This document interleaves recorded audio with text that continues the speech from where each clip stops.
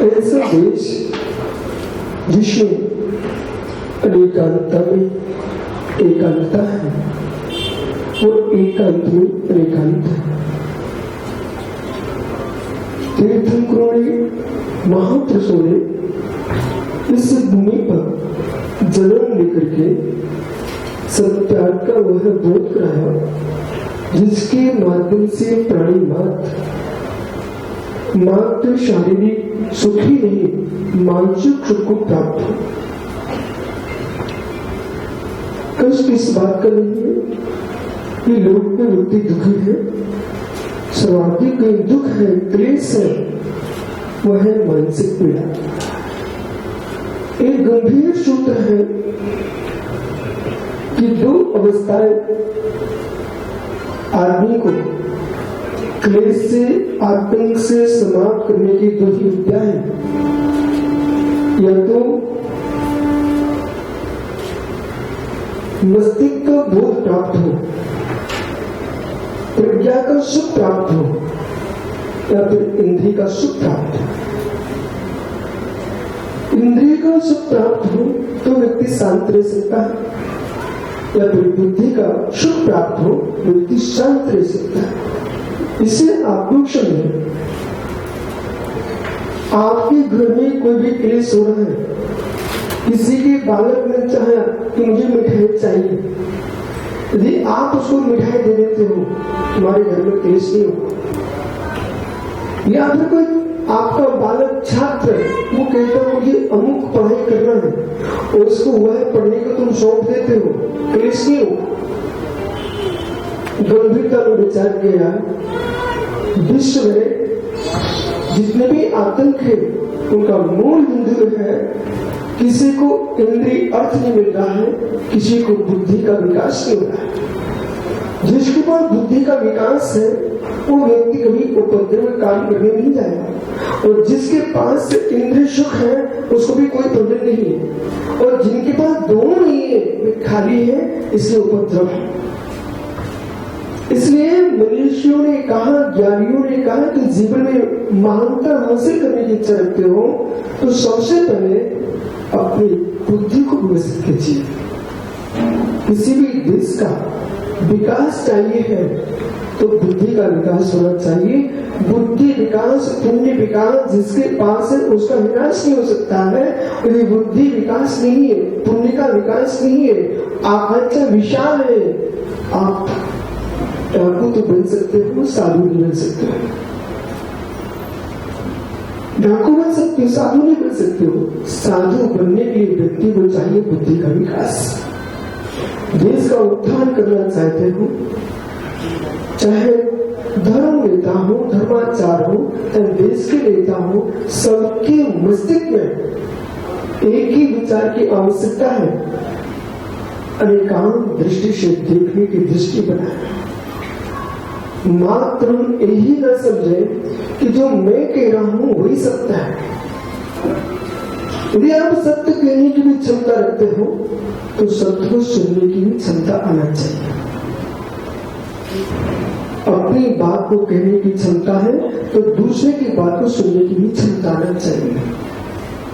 तो जब दूसरे की बात सुनेंगे तो ऐसा लगता है कि आज के विद्यार्थी, आज के लोग ये समझते हैं धर्म एक रूढ़ी है, जबकि तभी पत्रकार भाइयों से मेरा कहना है इस बात को आप भारत देश के नहीं विश्व के देशों को भेज सकते हो। धर्म रूढ़ी नहीं है, धर्म बहुत बड़ी ज्ञान है। जिस बात का निर्णय विज्ञान करना नहीं जानता उसका निर्णय धर्म लेता है। और सत्य है कि विज्ञान का जो सोच है वो विज्ञान लेके नहीं आया, धर्म ने दिया है। चाहे आज के विमान हो, धर्म ग्रंथों में विमानों की भी चर्चा है। रसायन हो, भूगोल हो, खगोल हो, ज्योतिष हो, जो भी विज्ञान है धर्म ने सब कुछ दी है। और दृष्टि ये होना चाहिए है कि ऐसा पहला देश नहीं, विश्व का इकलौता देश बोलिए, पहला देश बोलिए, इकलौता देश। देश अनेक है, सभी मौसम सभी जगह होते क्या, कहीं ठंडी पड़ती, कहीं गर्मी पड़ती है, कहीं बारिश होती है, लेकिन भारत ऐसा सुहावना देश है या तीनों मौसम होते हैं। किसी ने आपको बहुतेकता दी है, इंद्रिय पोषण दिया है, किसी ने शोषण दिया है, भारत देश ने आपको अनेकांत दिया है, शाबाश दिया है, और सबकी सोच में अपनी सोच देखने को कहा है, और अपनी सोच में सबकी सोच देखने को कहा है।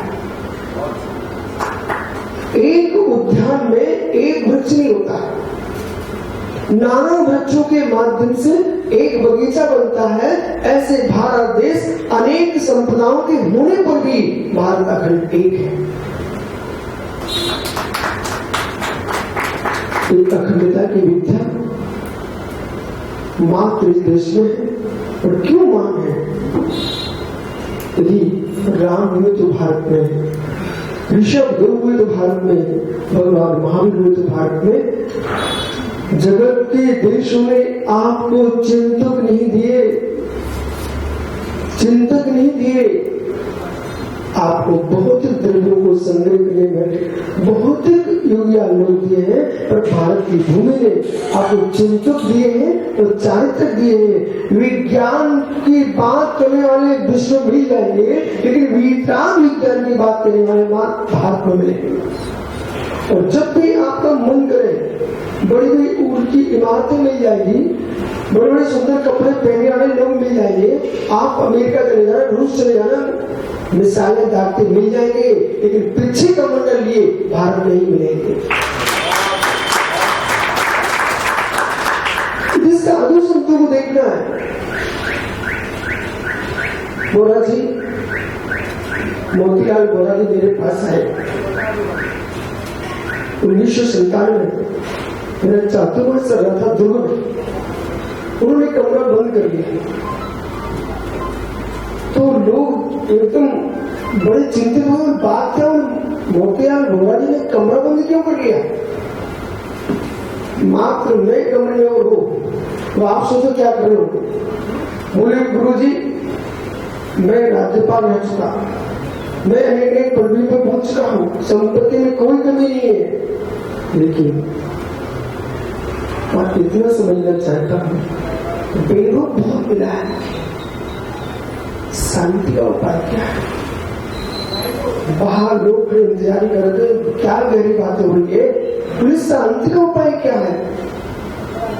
विश्वास मानिए तो तुम पूर्ण थक जाओगे। इंद्रियों के भोग शांति नहीं देते, इंद्रियों के भोग शक्ति नहीं देते हैं, अध्यात्म को शक्ति भी देता है तो शांति भी देता है।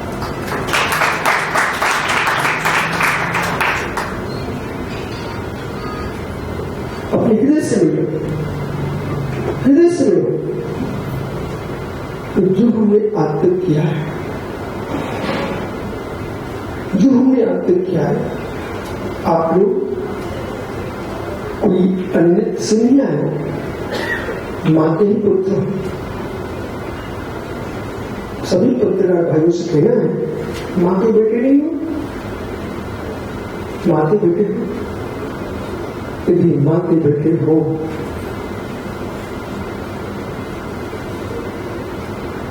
जो जो आपने किया है अपनी मां से कर सकते हो, जो जो आपने किया है अपनी मां से कर सकते हो। यदि मां से कह दिया, मां तुमको बेटा कहना पसंद नहीं करेगी, सत्य है। जो आपने किया है अपनी पत्नी से मत बोले, पुत्र को छोड़ के चले जाए। मां के भय से, पत्नी के भय से अपने जीवन की बात उन्हें नहीं बताना, लेकिन पाप के भय से अपनी आत्मा को बताना।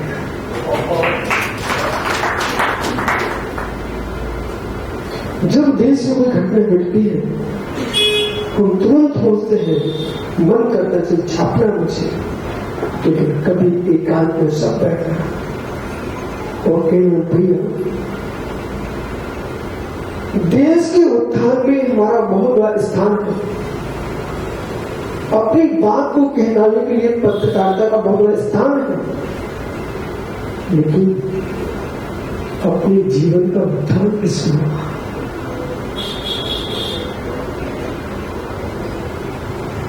जीवन का उत्थान कैसे हुआ?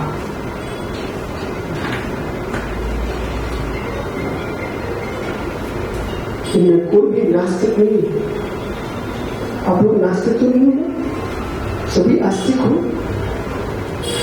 यदि आस्तिक हो, भारत उसे ही आस्तिक मानता है जो पुनर्भव मानता है। बराबर, भारत उसे ही आस्तिक मानता है